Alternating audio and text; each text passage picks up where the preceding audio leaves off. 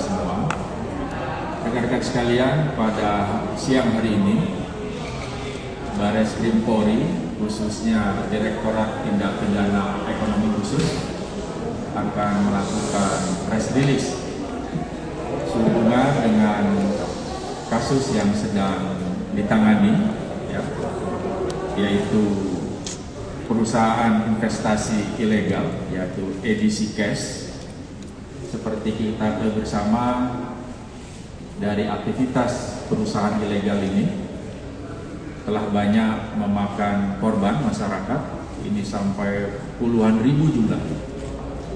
Dan tentunya ini menjadi pelajaran untuk masyarakat untuk berhati-hati ketika akan turut serta di dalam aktivitas berinvestasi.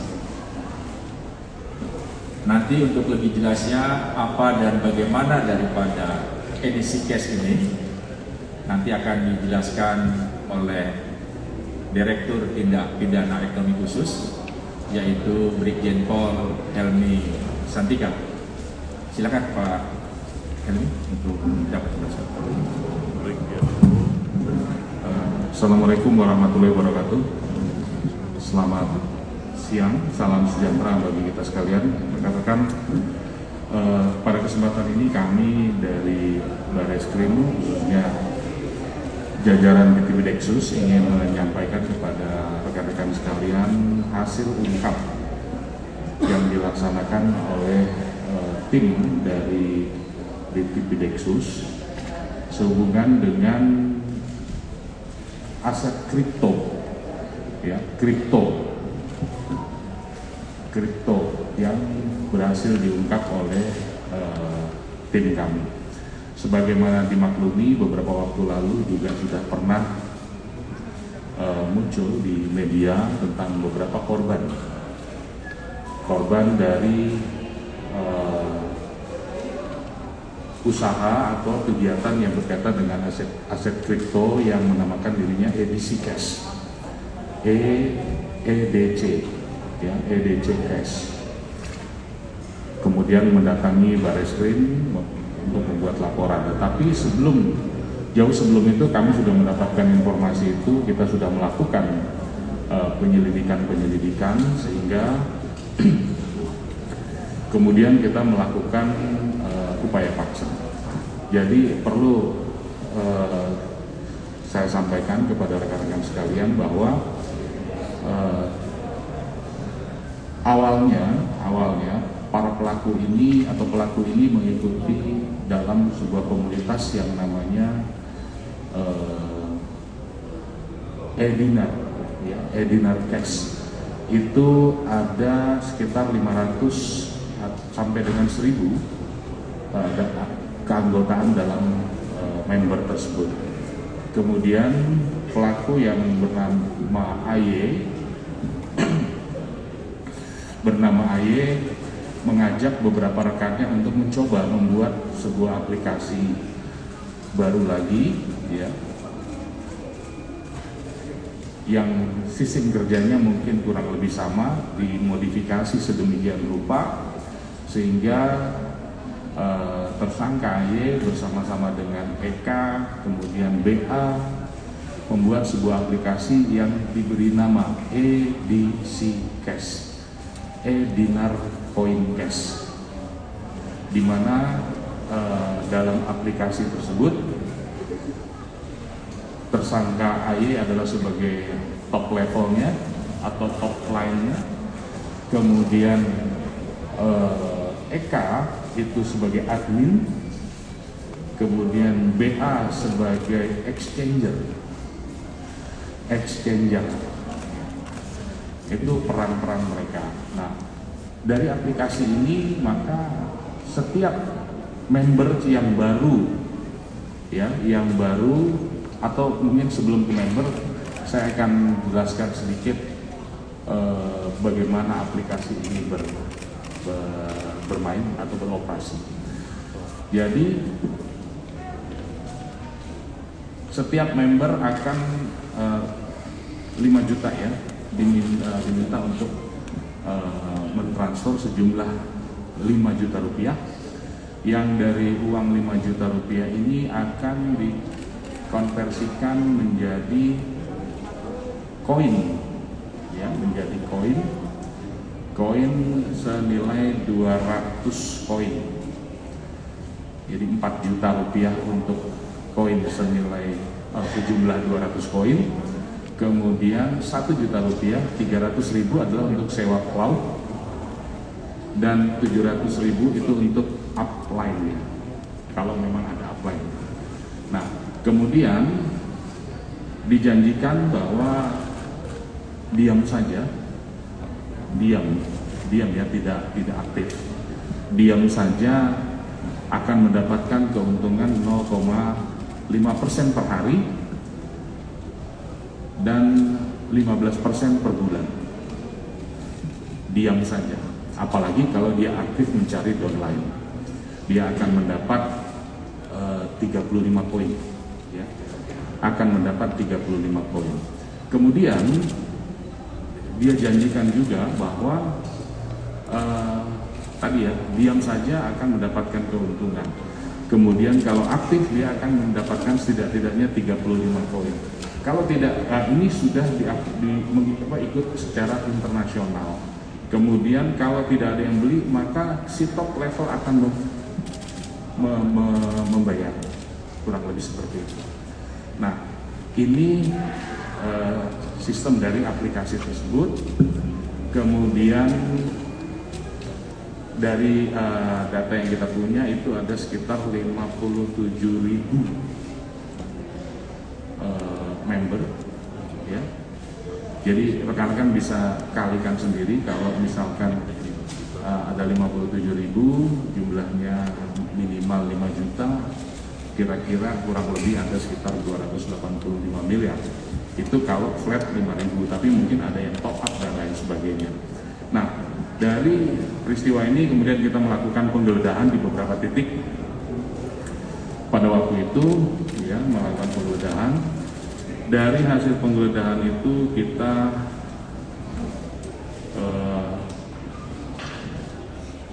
melakukan penyitaan, ya, melakukan penyitaan terhadap barang-barang, baik itu barang bergerak, ada berupa aset, rumah, surat tanah, ya, kemudian kendaraan, ya, kendaraan mewah, kemudian ada juga berupa uang cash, ya. Uang cash ini terdiri dari rupiah, ya, pecahan rupiah itu sekitar 3,3 miliar cash. Kemudian pecahan euro ini total 6,20 juta euro. Kemudian pecahan Hong Kong, ya, tadi itu masih akan kita lakukan verifikasi, konfirmasi kepada kedutaan yang bersangkutan apakah uang ini real atau tidak, asli atau tidak. Namun kalau dilihat dari jumlahnya, pecahan euro tadi total 6,20 juta, kemudian Hong Kong ini 1 miliar, kemudian ada diduga pecahan mata uang Zimbabwe ini, ya, 1 triliun, diduga pecahan Iran ada 19.600, kemudian Mesir 100, kemudian juga ada logam mulia berupa emas. Ini juga akan kita konfirmasi, menurut keterangannya adalah emas, tapi akan kita konfirmasi apakah betul emas atau mungkin bukan.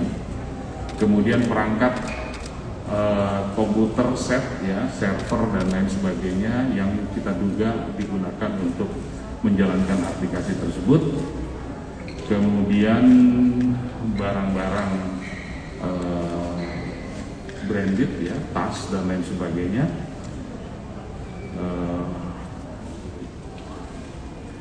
Kendaraan total 21 kendaraan, ya, 21 kendaraan yang kita lakukan penyitaan, terdiri dari ada Mercedes, ada Lexus, ada BMW, ada Alphard, ada Fortuner, Pajero, Ferrari, McLaren, Range Rover, dan lain sebagainya. Kemudian roda 2, dokumen-dokumen yang berkaitan dengan pengurusan izin usaha dan lain sebagainya. Kemudian kami juga pada saat melakukan penggeledahan itu menemukan ada senjata api. Ya, kami menemukan ada senjata api kaliber 9 mm. Ini kita sedang melakukan pendalaman. Nah, kemudian diakui bahwa senjata api ini adalah milik dari tersangka AY. Nah, kemudian dari situ juga pada saat dilakukan penggeledahan juga kita juga menemukan dari beberapa orang yang merupakan pengawal dari tersangka AY. Kita geledah di kendaraannya, kita temukan senjata tajam, senapan angin, dan kita temukan airgun. Sehingga ini konstruksinya adalah kita buat menjadi berkas perkara sendiri. Dari senjata yang 9 mm tadi kita kembangkan, kemudian kita berhasil menangkap beberapa tersangka lagi. Kita mendapatkan satu pucuk senjata lagi. Ya. Oh, dua senjata kita temukan. Nah, ini sedang dilakukan pendalaman, processing, bagaimana perolehan dari senjata tersebut. Nah, kepada para tersangka ini atau dari peristiwa ini kami sudah mengamankan 6 orang, ya, 6 orang tersangka sudah kita amankan, baik itu yang berkaitan dengan edisi cash maupun yang berkaitan dengan senjata tajam. Ya. Jadi tersangka AY, tersangka SY, tersangka AW, dan tersangka MR. Ini sudah kita lakukan upaya paksa penahanan. Pada mereka kita kenakan atau pasal yang dipersangkakan kepada kelompok ini. Jadi rekan-rekan, ini ada 2 peristiwa, ya. Yang pertama adalah peristiwa money game, ya, edisi kripto tadi, dan yang kedua adalah peristiwa tentang adanya kepemilikan menguasai senjata api, senjata tajam. Jadi ada 2 peristiwa. Yang pertama terkait dengan money game dan kripto ini kami kenakan pasal 105 dan atau pasal 106 Undang-Undang Nomor 7 tentang Perdagangan, kemudian pasal 28, ya, 28 ayat 1 junto pasal 45 ayat 1 dan pasal 36 pasal 50 Undang-Undang Nomor 11 tahun 2008 tentang ITE, serta pasal penipuan, ya, penipuan penggelapan dan TPPU. Ini kita terapkan kepada money game tadi, peristiwa money game, ya. Kalau untuk senjata api, saya rasa rekan-rekan sudah tahu Undang-Undang Darurat Nomor 12 tahun 1951. Sampai di sini ada yang mau ditanyakan? Mungkin, terima kasih. Silakan, mungkin rekan-rekan tanyakan. Ya.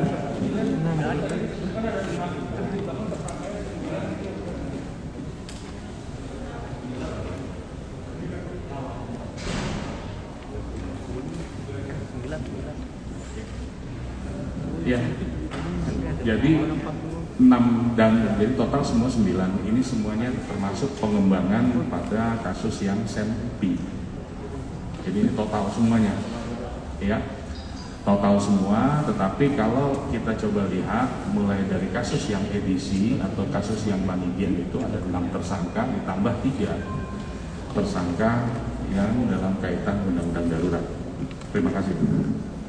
Yang lain? Pak. Ya. Maher. Mau nanya Pak, terkait dengan kan kalau yang poinnya itu kan tadi tidak terdaftar di Bapepti ya Pak ya. Kalau perusahaannya itu sendiri apakah memang mungkin dia memiliki izin usaha yang legal? Terus juga apakah terkait dengan kasus ini kan ada kerugiannya cukup banyak Pak, korbannya ada 57 ribuan. Nah itu apa korbannya itu masih akan bisa mendapatkan haknya kembali gitu Pak, kerugian-kerugiannya itu atau gimana tuh Pak? Yang pertama, usaha ini tidak terdaftar di Bapepti, ya, jadi ilegal. Usaha ini tidak terdaftar di Bapepti. Kemudian dokumen kepengurusan usaha, izin usaha dan lain sebagainya itu dibuat setelah mereka beroperasi, bukan sebelum, ya. Setelah berjalan baru dia sedang buat. Bahkan kami menemukan adanya indikasi mereka juga ingin mendirikan bank perkreditan rakyat. Kita menemukan itu, fakta itu, ya. Kemudian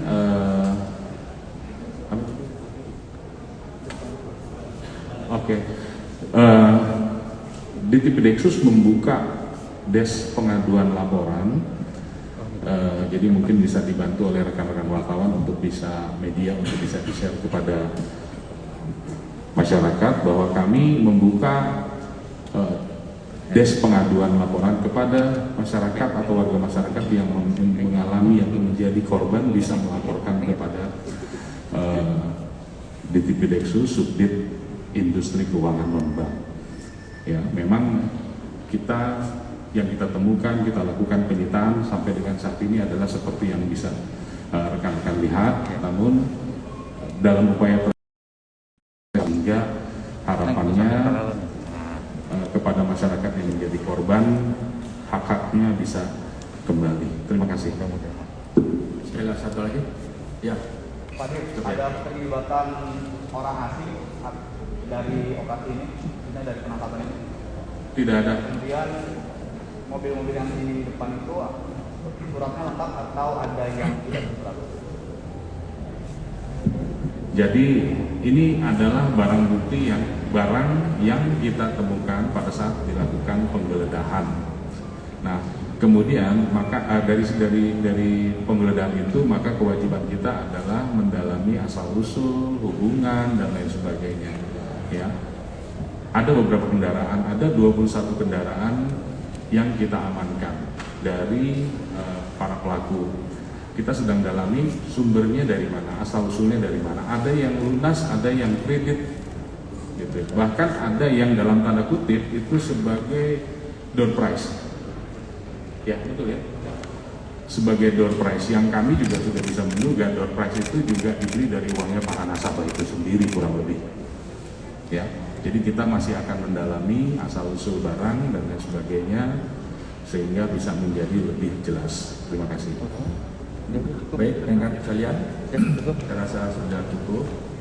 Tentunya dari kejadian ini, masyarakat lebih berhati-hati lagi dalam melakukan investasi. Jangan terbawa atau terhanyut dengan iming-iming keuntungan yang besar. Masyarakat harus lebih melihat dari sisi legal, artinya dari sisi perizinan perusahaan investasi tersebut, apakah berizin atau tidak, ini menjadi perhatian. Kemudian juga masalah kelogisan. Kelogis artinya apa yang didapat, imbal yang didapat itu masuk akal atau tidak. Ketika tidak masuk akal, tentunya ini menjadi sesuatu yang perlu diperhatikan.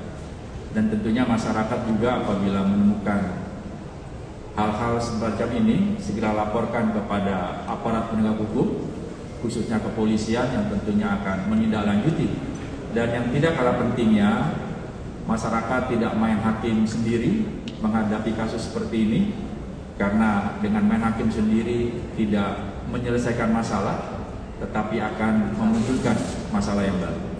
Ini saja rekan-rekan sekalian yang dapat kami sampaikan pada siang hari ini. Terima kasih. Wassalamualaikum warahmatullahi wabarakatuh. Pak Dir, Pak.